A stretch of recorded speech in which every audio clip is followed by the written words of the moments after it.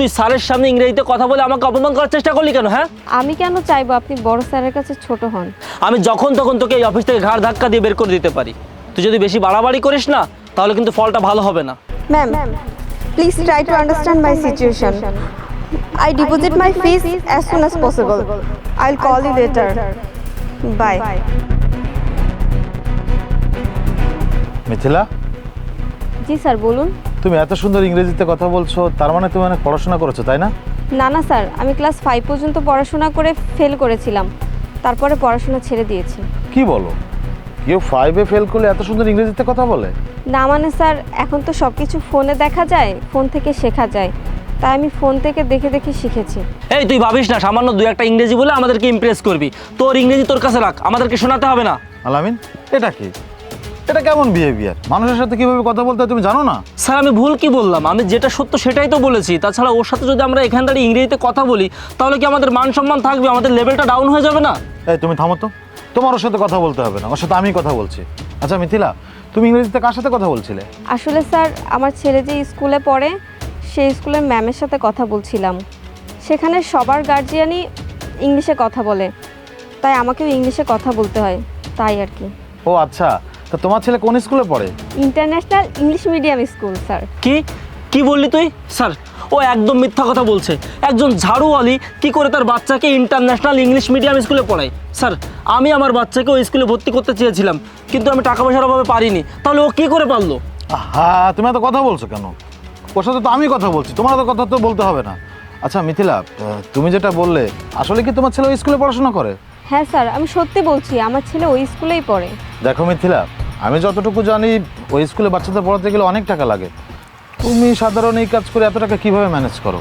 তাছাড়া তুমি মাসে যে কয় টাকা স্যালারি পাও তার থেকে তো তোমার বাচ্চার প্রতি মাসের বেতন বেশি ওখানে। হ্যাঁ স্যার, আমি জানি ওটা অনেক বড় স্কুল, ওই স্কুলে পড়াতে গেলে অনেক টাকা লাগে।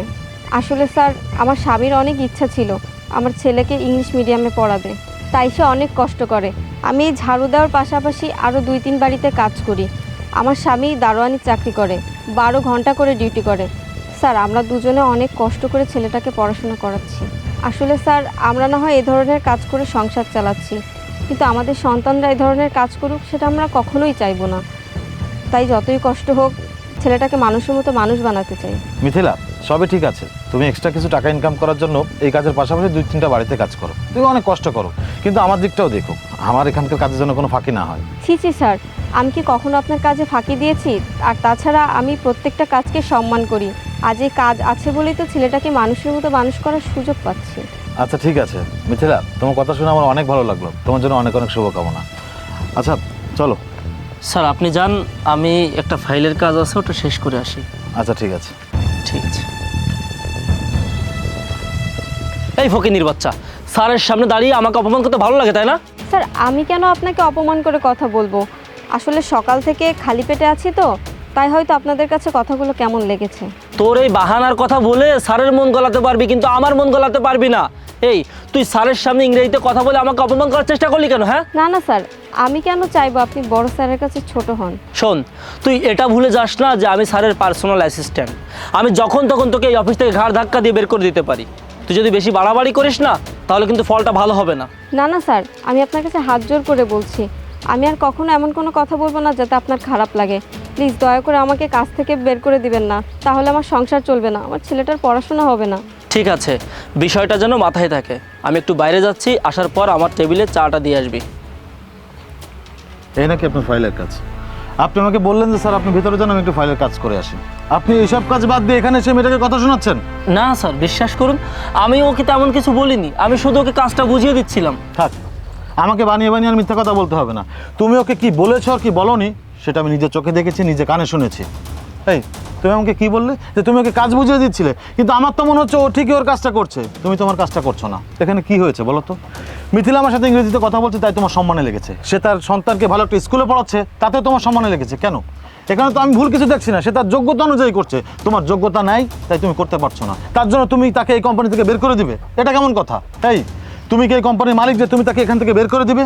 তুমি শুধু ওর সাথে না, তুমি এই কোম্পানির প্রত্যেকটা স্টাফের সাথে খারাপ ব্যবহার করো। তুমি সবাইকে দাবিয়ে রাখতে চাও, নিজেকে বড় করে তুলতে চাও, কিন্তু তুমি এটা ভুলে যাও আপনাকে বড় যে বলে বড় সে নয়, লোকে যাকে বড় বলে বড় সেই হয়।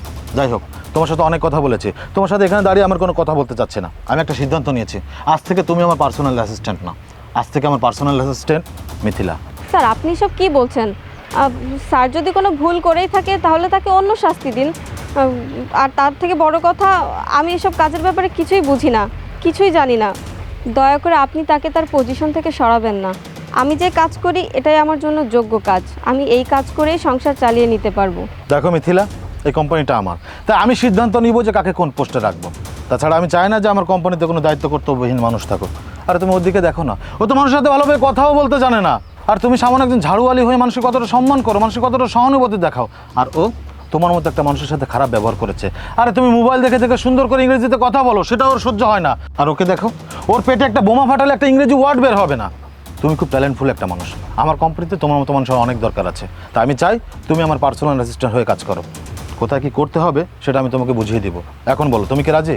না মানে হ্যাঁ, আমি রাজি। স্যার এটা আপনি কি বলছেন স্যার? স্যার আপনি একটা বার ভেবে দেখুন তো, ওর মতো একটা মেয়ে যদি আপনার পার্সোনাল অ্যাসিস্ট্যান্ট হয়, তাহলে এই কোম্পানির লোকজন আপনাকে কি বলবে? আপনার মান সম্মান কি থাকবে স্যার? চুপ, আর একটা কথাও তুমি বলবে না। তোমাকে আমার কোম্পানি থেকে বের করে দেয়নি, সেটাই তোমার কপাল। আর যদি একটা কথা বলো তাহলে কিন্তু আমার কোম্পানি থেকে তোমাকে বের করে দিতে আমি বাধ্য হব। কারণ যারা মানুষের সাথে ভালো ব্যবহার করতে জানে না, তাদের দ্বারা আমার কোম্পানি কোনো উন্নতি হবে না। আজ থেকে মিথিলা আমার পার্সোনাল অ্যাসিস্ট্যান্ট, তোমার যোগ্যতা অনুযায়ী তোমাকে একটা পোস্ট দেওয়া হবে। যাও এখান থেকে, যাও যাও মিথিলা, আজকে তোমার আর কাজ করতে হবে না, কাল থেকে ভালো পোশাক পরে অফিসে আসবে। ঠিক আছে স্যার। স্যার আপনাকে অনেক ধন্যবাদ। ঠিক আছে ঠিক আছে, এত ধন্যবাদ দিতে হবে না, কারণ চাকরিটা তুমি তোমার যোগ্যতায় পেয়েছো। আসি।